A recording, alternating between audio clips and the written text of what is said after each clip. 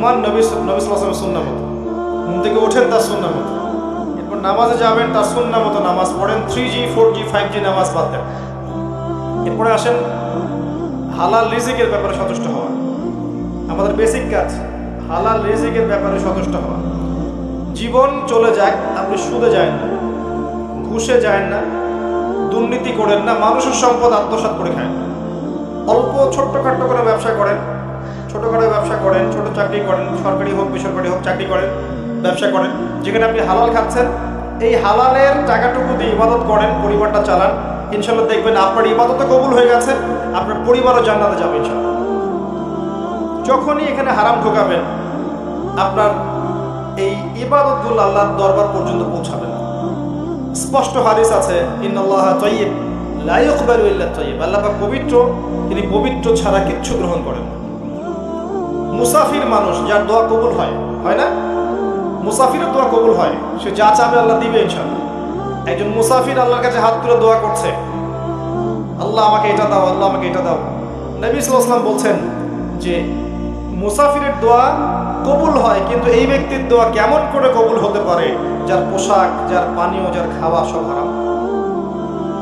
কথা বুঝতে পারছেন? এমনিতে মুসাফিরের দোয়া কবুল হয়, কিন্তু মুসাফির হয়েও যদি সে দেখা যায় হারাম খেয়েছে, হারাম করেছে, ওই দোয়া কবুল হবে না।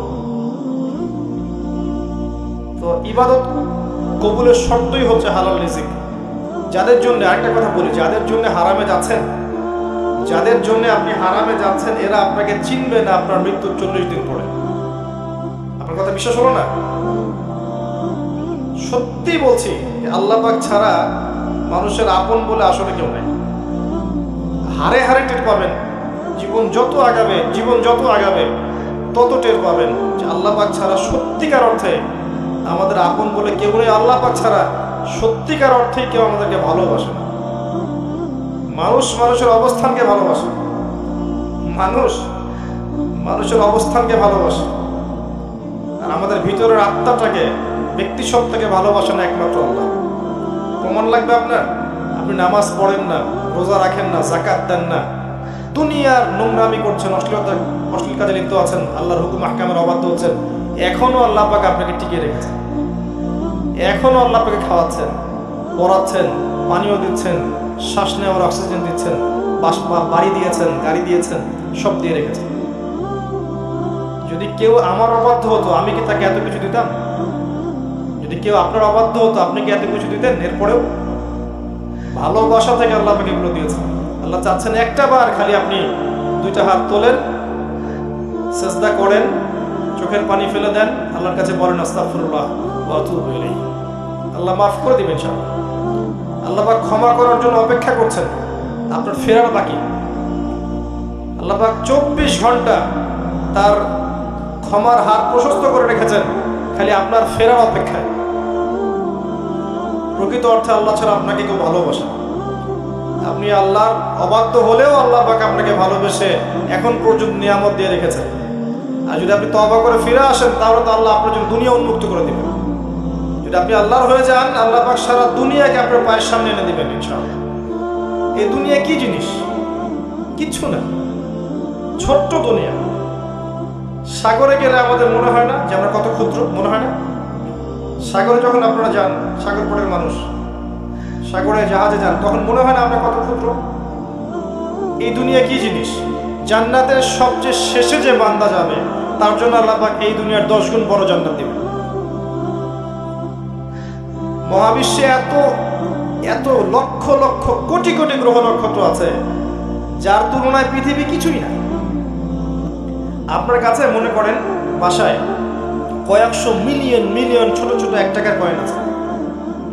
1 টাকার কয়েন মনে আছে? 1 টাকার কয়েন আপনার পুরো উঠান ভর্তি 1 টাকার কয়েন, লক্ষ লক্ষ কোটি কোটি পুরো জায়গা ভর্তি।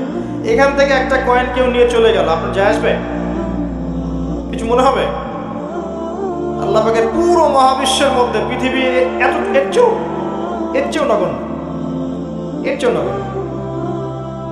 তো এই জন্যই বলছি, যাদের জন্য আপনি আল্লাহর বিপক্ষে যাচ্ছেন, আল্লাহর বিরুদ্ধাচরণ করছেন, এরা আপনার সত্যিকার অর্থে আপনার আপন নন। আপনি ভুল করছেন, ভুল মানুষের জন্য ভুল দরজায় করা নাড়ছেন। সঠিক দরজায় ফিরে আসেন।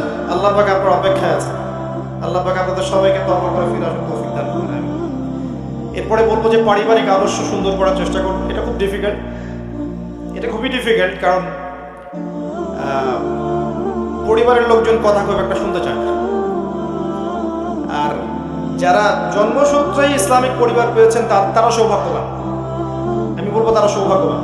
যারা আলেম পরিবারে জন্ম নিয়েছেন, বাবা আলেম, মা আলেমা, বাবা হাফেজ, মা হাফেজা, একটা রুহানি পরিবেশ ছিল, তারা সৌভাগ্যবান। এই সৌভাগ্য সবার হয় না, 95%-এরই হয় না।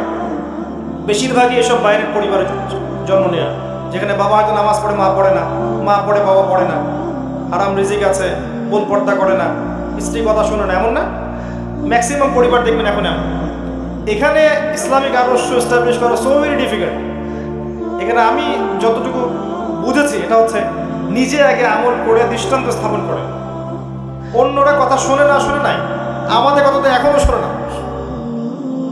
আপনারা কথা শুনছেন না, দেখবেন বংশের লোকজন অনেকেই কথা শুনবেন, মনে করবো ওরা অনেক কিছু। ব্যাপারটা এমনই ছিল, ইব্রাহিম আলাইহিস সালামের বাবা কথা শোনে নাই, নূহ আলাইহিস সালামের স্ত্রী কথা শোনে নাই, নূহ আলাইহিস সালামের সন্তান কথা শোনে নাই, লূত আলাইহিস সালামের স্ত্রী কথা শোনেনি, মুহাম্মদ সাল্লাল্লাহু আলাইহি ওয়াসাল্লামের চাচারা কথা শোনে নাই। ব্যাপারটা এমনই ছিল শুরু থেকেই। নিজের মানুষটা দাম দেয় কম, বাস্তবতা এগুলো। তো নিজে আমল করে একটা দৃষ্টান্ত স্থাপন করেন, এরপর আপনি সাধ্যমতো দাওয়াত দেন বাবাকে, মাকে, ভাইকে, বোনকে, স্ত্রী সন্তানকে। এরপর স্ত্রী সন্তানকে নিয়ে আপনি স্বতন্ত্র পরিবারে থাকেন, যেখানে আপনার কর্তৃত্ব চলবে। কারণ আপনি আপনার পিতাকে চার্জ করতে পারবেন না। ধরেন আপনার পিতা নামাজ পড়ে না, আপনি কি তাকে চার্জ করতে পারবেন? তার উপরে আপনি কি কড়া হতে পারবেন, কঠোর হতে পারবেন? পারবেন না। কিন্তু আপনার সন্তান যদি 10 বছর বয়সে নামাজ না পড়ে, তখন আপনি তার উপর কঠোর হতে পারবেন। আপনি আপনার পরিবারটাকে গুছিয়ে নেন। এরপরেও যদি দেখেন দীর্ঘদিন ধরে আপনি দাওয়াত দিতেই আছেন, ইসলাম সংশোধন করার চেষ্টা করতেই আছেন, কিছুতেই কোনো কাজ হচ্ছে না, একা একা পরকালের ফিকির করেন, একাই থাকেন, পরকালের ফিকির করেন, এছাড়া কোনো গতি থাকবে না। আল্লাহ পাক তারপরেও আমরা চেষ্টা করব আমরা যেন আমাদের নিজেদের এবং পরিবার বর্গকে জাহান্নামের আগুন থেকে বাঁচাতে পারি। আল্লাহ পাক তৌফিক দান করুন এবং আল্লাহ পাক আমাদের সবার পরিবারে আল্লাহর হেদায়েত এবং নূর নাজিল করুন। আমিন। এরপর একটা কাজ যেটা আমাদের করা জরুরি, এটা হলো নিজেদের স্বার্থ মতো দিনের দাওয়াত দেওয়া। সাধ্য মতো এবং দিনের স্বার্থে, আল্লাহর স্বার্থে, তার রাসূলের দিনকে, কোরআনকে এবং হাদিসকে মানুষের কাছে পৌঁছে দেয়া, সহজভাবে, কঠিনভাবে না, শৈথিল্যতা প্রদর্শন করে না এবং চরমপন্থায়ও নয়, উগ্রতা প্রদর্শন করে নয় এবং শৈথিল্যতাবাদী আচরণ করেও নয়, মধ্যম পন্থায় দিনকে সবার সামনে তুলে ধরা, দিনকে দুনিয়ার সমস্যাগুলোর সমাধানের মাধ্যম বানানো এবং যুগোপযোগীভাবে দিনটাকে তুলে ধরা, মানুষকে দিনের দিকে নিয়ে আসা, আল্লাহর দিকে নিয়ে আসা, রাসূলের দিকে নিয়ে আসা, নামাজের দিকে নিয়ে আসা, কোরআনের দিকে নিয়ে আসা, কোনো দলের দিকে না ডাকা। আমরা যেটা করি, মানুষকে দলের দিকে টানার চেষ্টা করি, দলের দাওয়াত পড়ে মানুষকে আল্লাহর দিকে নিয়ে আসে। আল্লাহ পাক জামাতবদ্ধ জীবনযাপনের কথা বলেছেন, এর মানে এই নয় যে আমাকে কোনো একটা জায়গায় ফরম পূরণ করতে হবে। বিষয়টা এমন না। মন থেকে সব মুসলিমদেরকে ভাই মনে করে ঐক্যের চেষ্টা করেন এবং আপোষে গীবত, তহমত, কাদা ছড়াছড়ি করেন না। সবার ভালোটুকু নেন, খারাপটুকু ছেড়ে দেন এবং উলামায়ে কেরাম সবার জন্য দোয়া করেন, নসিহত করেন, শুভাকাঙ্ক্ষী হন। সমালোচনায়, গীবতে, তহমতে, আত্মহমিকায় সময় নষ্ট করেন না। দিনের কল্যাণ হয় এমন কিছু করেন, মানুষকে আল্লাহর দিকে ডাকেন। দেখবেন ইনশাআল্লাহ দিনের মধ্যে একটা মনস্তাত্ত্বিক ঐক্যের প্ল্যাটফর্ম গড়ে উঠবে। ঐক্যের বিষয়টা মনস্তাত্ত্বিক বিষয়, এটা কোনো ভৌগোলিক বিষয় নয়। এটা হচ্ছে মনের ব্যাপার, যে আমি প্রত্যেক মুসলিমকে আমার ভাই মনে করছি। সবার মাঝে কিছু ভালো জিনিস পাবেন, নিয়ে নেন, খারাপটা ছেড়ে দেন। আল্লাহর দিকে ডাকেন, কোরআনের দিকে ডাকেন, রাসূলের দিকে ডাকেন, ইসলামের দাওয়াত দেন। আপনার কাজে দিন ইসলামের কোনো খেদমত হোক, কোনো কল্যাণ হোক, এমন কিছু করেন। একটা মসজিদ হোক, একটা মাদ্রাসা, একটা শিক্ষা প্রতিষ্ঠান, একটা এতিম প্রকল্প, একটা ইসলামিক এনজিও, কিছু একটা করেন যেটাতে আপনার দিন উপকৃত হয়। ইনশাল্লাহ দেখবেন এতে আস্তে আস্তে দিন এগিয়ে যাবে ইনশাল্লাহ। আর এখন আমরা যে জায়গায় আছি, উম্মাহ এই জায়গায় অনেক বড় স্বপ্ন দেখার চাইতে এই প্রাইমারি লেভেলের কাজগুলো খুব বেশি ইম্পর্টেন্ট। এবং ঊর্ধ্বতন কর্তৃপক্ষ যারা আছে তাদের হেদায়েতের জন্য অলওয়েজ দোয়া করবেন। আল্লাহ পাক চাইলে তাদের ভিতর থেকেও দেখবেন ওমর, হামজা, খালিদ রাদিয়াল্লাহু আনহুম তাদের মতো সাহাবী বের করে নিয়ে আসতে পারে। অতএব সবার শুভাকাঙ্ক্ষী হন, সবার হিতাকাঙ্ক্ষী হন। আমরা সবাই একটা উম্মাহ, একটা বডি, একটা দেহের মতো, কেউ কারো শত্রু নই। সবার ভালোটুকু নিয়ে একটা ইউনাইটেড নেশন, ইউনাইটেড মুসলিম নেশন এভাবে চিন্তা করেন, দেখবেন ইনশাআল্লাহ আপনি দিনের কল্যাণই করবেন, আপনার দ্বারা দিনের কোনো ক্ষতি হবে না ইনশাআল্লাহ। আল্লাহ পাক আমাদের সবাইকে কথাগুলো বোঝার তৌফিক দান করুন, আমিন। এবং আল্লাহ পাক আমাদের সবাইকে হেদায়েত দান করুন, আমিন।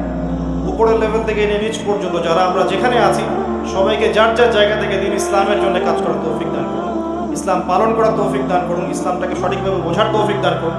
এবং ইসলাম নিয়ে যত বিরূপ মন্তব্য মানুষের মাঝে আছে এগুলোকে ভুল প্রমাণ করানোর তৌফিক দান করুন কাজের মধ্য দিয়ে। আমরা যেন আদর্শ স্থাপন করতে পারি, আমাদের আদর্শ দেখে যেন অমুসলিমরা দলাদল ইসলাম কবুল করে, এমনভাবে ইসলাম প্র্যাকটিস করার তৌফিক আমাদের সবাইকে আল্লাহ পাক দান করুন।